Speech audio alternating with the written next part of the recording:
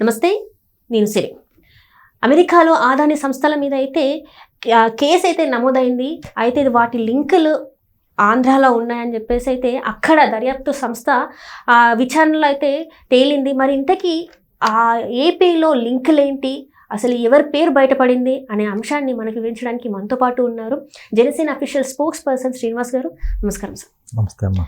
Sir, మనం చూసుకున్నట్టయితే అసలు కొన్ని రోజుల నుంచి వెళ్ళి చూస్తే ఏదో ఒక రకంగా ఒకరి పేరు మాత్రం అన్నిట్లలో వినిపిస్తూనే ఉంది గట్టిగా. ఇక్కడ ఏపీలో చూసినా, ఇప్పుడు చూస్తే ఫారిన్ కంట్రీస్లో కూడా ఈయన పేరే వినిపించడం, ఇది ఎంతవరకు కరెక్ట్ అంటారు? అసలు ఈ 5 సంవత్సరాలు అసలు ఏం జరిగింది, రాష్ట్రంలో ఏం జరిగింది, అసలు ఎక్కడెక్కడ నుంచో ఈ లింకులేంది? అమెరికాలో ఆదాని సంస్థల మీద దర్యాప్తు అంటే కేసు నమోదైతే అక్కడ దర్యాప్తు సంస్థలు విచారణ చేస్తే ఆంధ్రప్రదేశ్లో ఉన్న వ్యక్తి పేరు బయటికి రావడం ఏంటి సార్ అసలు? ఒకటి, ఇప్పుడు ఈరోజు సంచలనంగా మారింది ఏంటంటే అదానీ సంస్థల మీద అమెరికా ప్రభుత్వం కేసులు పెట్టడం అన్నది. అదానీ గ్రూప్ గురించి మనందరికీ తెలిసిందే. చాలా షార్ట్ పీరియడ్లో ఆ సంస్థ కొన్ని లక్షల కోట్ల రూపాయలకి ఎదిగిన సంస్థలు. అదానీ గారు అయితే, గౌతమ్ అదానీ గారు అయితే ప్రపంచ బిలియనీర్లో ఒకటిగా బాగా ఎదిగినటువంటి వ్యక్తి. అనేక సంస్థల్లో, అంటే నౌకాశ్రయ పోర్టుల్లో కావచ్చు, ఎయిర్పోర్ట్స్లో కావచ్చు, ఎనర్జీ దాంట్లో కావచ్చు, అలాగా ఇన్ఫ్రాస్ట్రక్చర్లో అన్ని రంగాల్లో కూడా ఆ సంస్థ పెట్టుబడులు ఉన్నాయి, కార్యక్రమాలు సాగుతున్నాయి.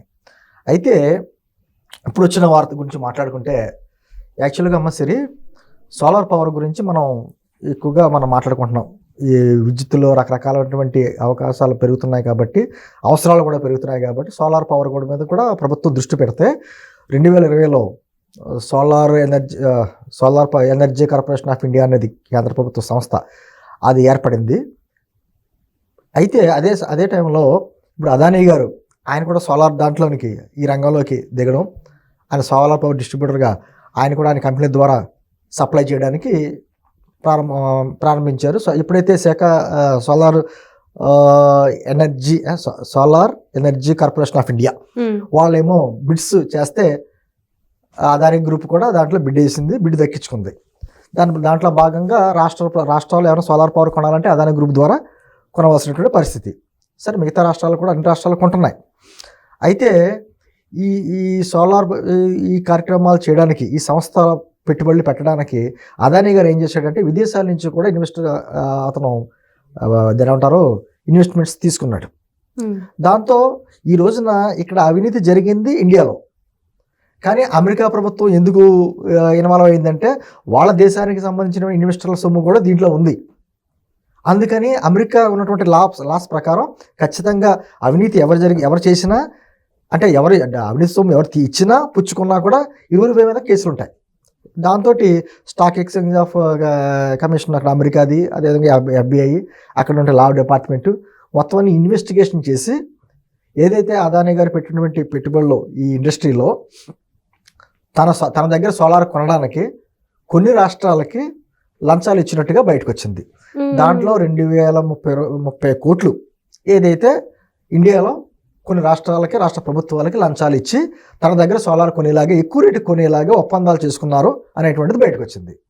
మీకు గుర్తుండే ఉంటుంది, 2021లో దాదాపు అదానీ గారి ఆంధ్రప్రదేశ్ వచ్చి జగన్మోహన్ రెడ్డి గారిని 3 సార్లు కలిశారు. ఆ కలిసిన దాని ప్రతిఫలం ఏంటో ఇప్పుడు కనిపిస్తుంది. ఆ 2029-2030 కోట్లలో ఒక్క ఆంధ్రప్రదేశ్కే 1750 కోట్ల రూపాయలు లంచం ఇచ్చినట్టు, అదేవిధంగా తమిళనాడు, ఛత్తీస్గఢ్, ఒరిస్సా, జమ్మూ కాశ్మీర్, అది ఒక కేంద్ర ప్రాంతం, మిగతా స్టేట్ అన్నీ కలిపి 240 కోట్లు లంచం ఇచ్చినట్టు, ఒక ఆంధ్రప్రదేశ్ ప్రభుత్వానికి మాత్రమే 1750 కోట్ల రూపాయలు ఇచ్చినటువంటి వార్తలు వచ్చినాయి ఇప్పుడు. అంటే ఈ ఆరోపణలు చేస్తున్నది ప్రతిపక్ష పార్టీలో, లేకపోతే ఇండియాలో ఉన్నటువంటి దర్యాప్తు సంస్థలో కాదు. అమెరికా దర్యాప్తు సంస్థ FBI, అక్కడ న్యాయశాఖ, అక్కడ స్టాక్ ఎక్స్చేంజ్ కమిషన్ చేసింది వార్తలు.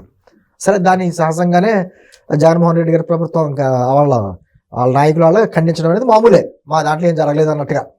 అయితే ఏదైతే దాదాపు 7000 మెగావాట్ల విద్యుత్తు కొనగడానికి ఒక్కొక్క మెగావాట్కి 25 లక్షల చొప్పున 1750 కోట్ల రూపాయలు లంచం మట, ₹2.49 యూనిట్తో కొనడానికి ఒప్పందం జరిగింది. అప్పుడు అది బయటికి చెప్పడం, కాకపోతే దాని మీద ఎక్స్ట్రా ఛార్జెస్ అన్నీ బయటకు వచ్చేటప్పటికి ₹5.50 దాకా అయిపోయింది.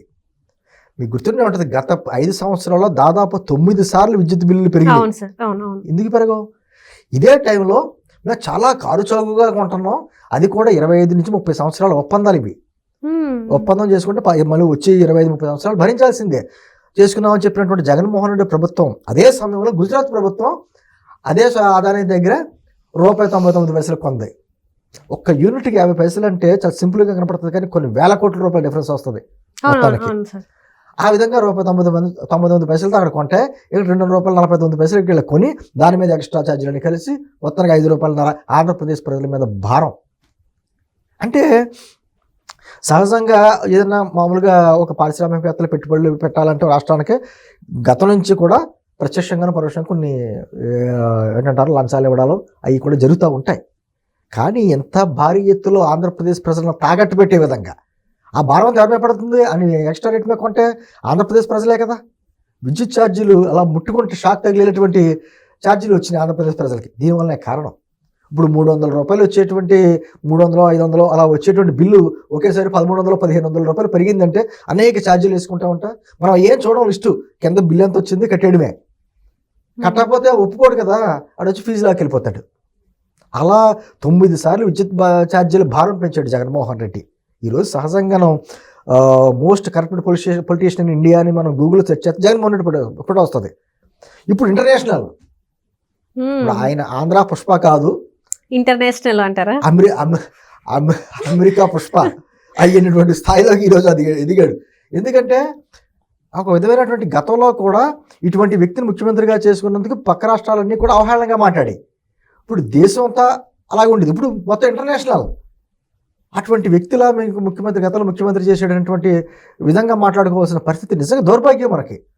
ఈ రోజున అటువంటి ఆరోపణలు వచ్చినప్పుడు కూడా దాంట్లో ఉన్నటువంటి వాస్తవాలు ఏంటి చెప్పకపోగా మేము కేంద్ర ప్రభుత్వ సంస్థ దగ్గర కొన్నాం తప్ప అటువంటిది మేము ఎందుకు లంచాలు తీసుకోవటం అనేటువంటి వాదన చేస్తున్నారు వాళ్ళ పార్టీ, వాళ్ళ పేపర్లో కానీ వాళ్ళ నాయకులు కానీ. ఖచ్చితంగా నిజాలు నిగ్గు తేల్స్తారు. ఎందుకంటే FBI అక్కడ చేస్తున్నది FBI, ఖచ్చితంగా వదలరు వాళ్ళు.